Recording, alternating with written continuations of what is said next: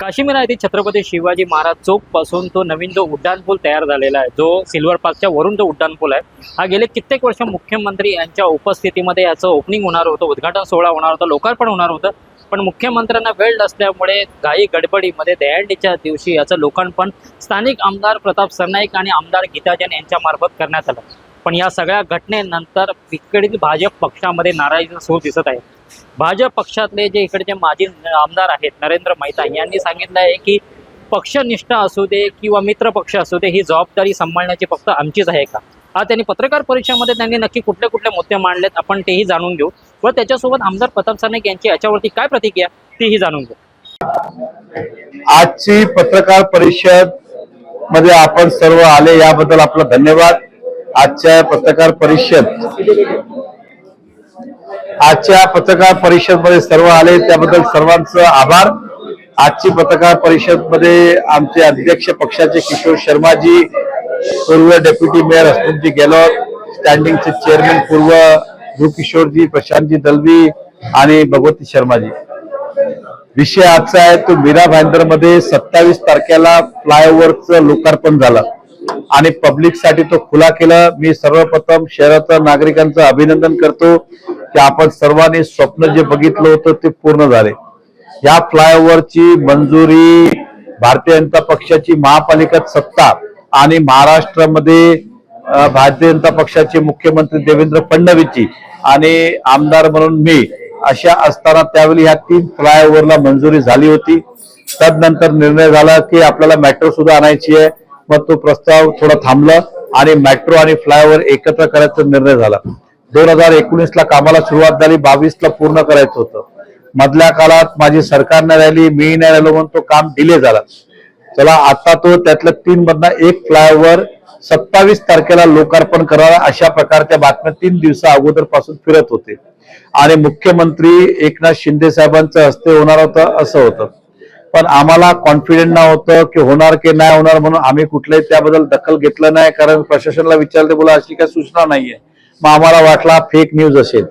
परंतु 27 तारखेला संध्याकाळी समजलं की नाही, मुख्यमंत्री साहेब येणार आहे उद्घाटनाला आणि त्यांच्या हस्ते लोकार्पण होणार आहे. मग त्यावेळी भारतीय जनता पक्षाचे नेते आणि राज्याचे उपमुख्यमंत्री देवेंद्र फडणवीस यांना प्रोटोकॉल प्रमाणे बोलवलंच पाहिजे होता आणि निमंत्रण पत्रिका छापणं गरजेचंच होता. परंतु तशा प्रकारचा कुठलाही प्रशासनकडनं किंवा इतर कोणाकडनं ते झालं नाही. म्हणजे एका प्रकारे तुम्ही आम्हाला डावलण्याचा प्रयत्न केला. स्थानिक तुम्ही विचारलं तर भारतीय जनता पक्ष सत्ता राहिली, मी आमदार असताना मंजूर झाला. आमचे पक्षाचे जिल्हा अध्यक्ष ह्यांनाही बोलवलं गेलं नाही. भारतीय जनता पक्षाच्या कुठल्याही कार्यकर्त्याला निमंत्रण नाही. मग अशा प्रकारचं डावलण्याचं कारण काय? युती धर्माचं पालन फक्त काय भाजपनीच करायचं आहे का? मग इतरांनी करायचं नाही का? या महापालिकामध्ये सत्ता आमचा असताना हे आम्ही सगळं मंजूर केलंय. मग हे डावलं, हे रोज प्रश्न कार्यकर्ता सुद्धा विचारतात आणि या शहराचे भाजप विचारधाराचे नागरिकची संख्या मोठी आहे.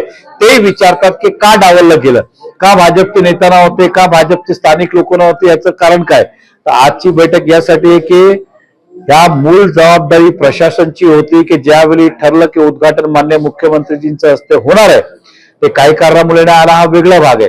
ते होणार आहे त्यावेळी ते नियमानुसार राज्याचे उपमुख्यमंत्र्यांना बोलवणं गरजेचं होतं. स्थानिक भारतीय जनता पक्षाच्या नेत्यांना बोलवणं हे होतं. परंतु असं कुठलंही पालन केलं गेलेलं नाहीये. त्याची आम्हाला खंत आहे आणि शहरालाही खंत आहे. यासाठी आम्ही आमची भावना व्यक्त करण्यासाठी आलोय. जनताला हेच करतोय की आम्हाला अभिमान याचा आहे की आपण जे स्वप्न बघितलं ते पूर्ण झालं आणि लोकांचं धन्यवाद करतो. काही झालं असेल पण पब्लिकसाठी हा ब्रिज खुला झाला, हा आमच्यासाठी महत्वाचं होतं. म्हणून आपल्या समोर हे आमची खंत मांडण्यासाठी आलं की युती धर्माचं पालन आम्हीच करायचं का आणि हे करण्यामागेचा दोषी कोण, हे कोणाच्या सांगण्यावर हे सगळं डावललं गेलं? म्युन्सिपल कमिशनर, MMIDA कमिशनर किंवा इतर राजकीय, मला हा प्रश्न चिन्हच आहे. तसं आहे, मी परत सांगतो, उद्घाटन झालं त्याचा आनंदच आहे, त्याचा कमीत कमी सुरुवात झाली. परंतु आम्हाला डावलायचं कारण काय होतं? बघा, आमच्या तर्फे कुठलाही मतभेद नाही आहे म्हणून आम्ही मोकळ्या मनाने काम केलं. आम्ही वाट बघतो कदाचित ते बोलवणार, पण कोणी बोलवलं नाही आणि हे शहराला पण खंत आहेत, आम्हालाच नाहीये. तर आम्ही तर धर्माचं पालन कालही केलं, आजही केलं, उद्याही करणार आहे. परंतु या धर्मांमध्ये कोणतरी खडा टाकायचा प्रयत्न करतोय की कुठले राजकीय आहेत किंवा प्रशासनकडनं हे जाणून बुजून झालंय किंवा चुकून झालाय ह्याचा आम्हाला खुलासाच होत नाहीये. प्रशासनही हात वरती करतोय, नेते हात म्हणजे नक्की चूक कोणाची. आम्ही DCM साहेबाला नक्कीच हे अवगत करणार की अशा प्रकारचं केलं गेलं, कारण ही वास्तू माननीय मुख्यमंत्री, तत्कालीन मुख्यमंत्री आताचे देवेंद्र फडणवीस साहेब यांचा हस्ते, यांच्या स्वाक्षरीच हे मंजूर झाले होते आणि त्यांनाही डावललं आणि भाजपलाही डावललं.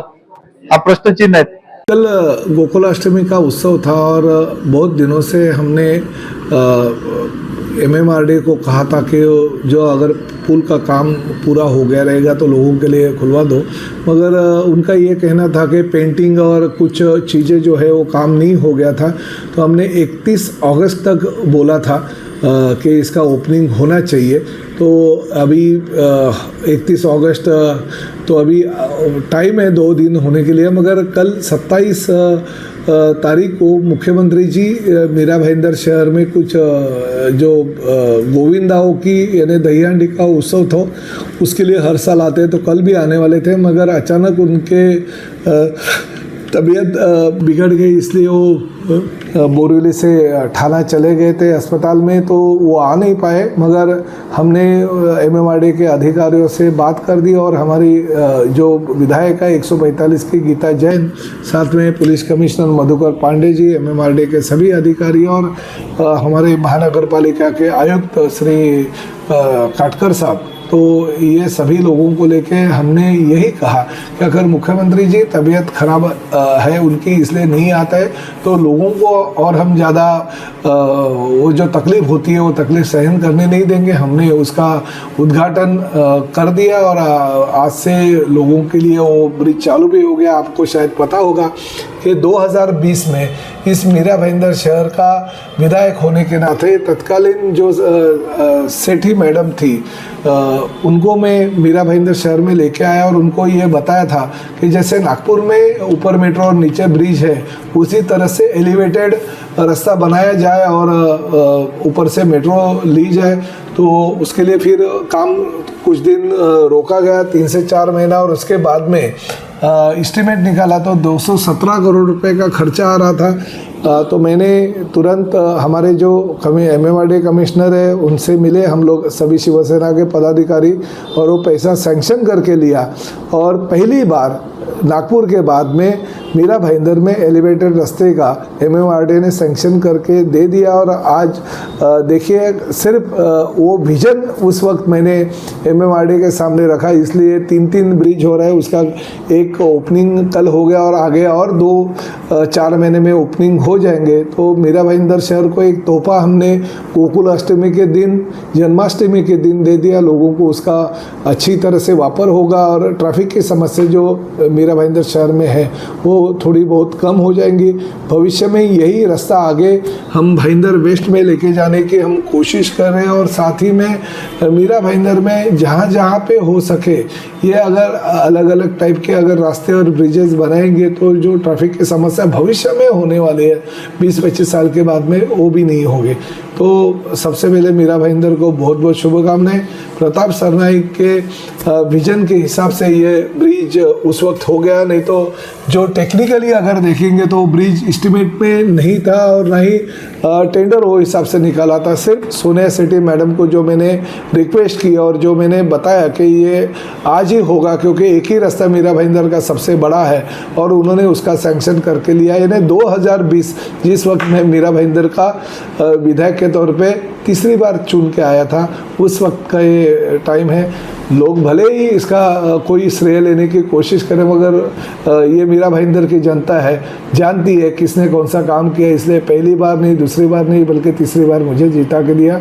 मीरा भाईंदर शहर की जनता को मैं बहुत बहुत धन्यवाद देता हूँ. सर, कुछ आपने प्रेस कॉन्फ्रेंस में कहा था कि जब भी ब्रिज का ओपनिंग होगा तो यहाँ के पूर्व MLC मुजफ्फर हुसैन कांग्रेस के जो हैं और पूर्व विधायक भाजपा के नरेंद्र मेहता है, ऐसे सारे मेरी भावना देखिए, हर जगह पे मेरी भावना अच्छी होती है। मैंने जिस वक्त लता मंगेशकर नाट्यगृह का निर्माण हो गया उस वक्त भी मैंने गिलबर्ट मेंडोसा जी, मुजफ्फर हुसैन जी, नरेंद्र मेहता जी सबको निमंत्रित करने के लिए महानगर पालिका को बोला था।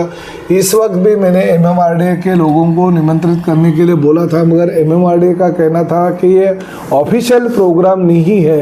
इसलिए अगर मुख्यमंत्री जी सिर्फ जन्माष्टमी के लिए अगर मीरा भाईंदर शहर में आ रहे, उसी दौरान लोगों को ज़्यादा तकलीफ नहीं होनी चाहिए, इसलिए हम उनको रिक्वेस्ट करके फीत काटने को बोलने वाले। तो ये ऑफिशियल प्रोग्राम नहीं था, इसलिए शायद MMRDA ने बोला नहीं था, मगर मेरा जो फ़र्ज़ था वो मैंने दोनों बार पूरा कर दिया। हाँ कि हालांकि लता मंगेशकर नाट्यगृह में मैं सबको निमंत्रित मैंने कर दिया था, मगर निमंत्रित होने के बावजूद भी कुछ लोगों ने नाट्यगृह के बाहर आंदोलन किया।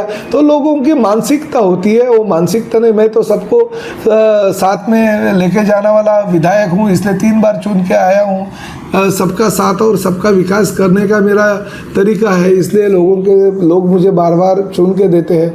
मगर मैंने मेरा फ़र्ज़ निभाया था। मैंने MMRDA जो जिनके परिक्षेत्र में ये काम होता है और ये उद्घाटन होता है, उन लोगों को मैंने बुलाया था, मगर उनसे मैंने बात करने के बाद उन्होंने क्लियर कट बोला ये कार्यक्रम पॉलिटिकल कार्यक्रम है, ये कार्यक्रम ऑफिशियल गवर्नमेंट का नहीं है।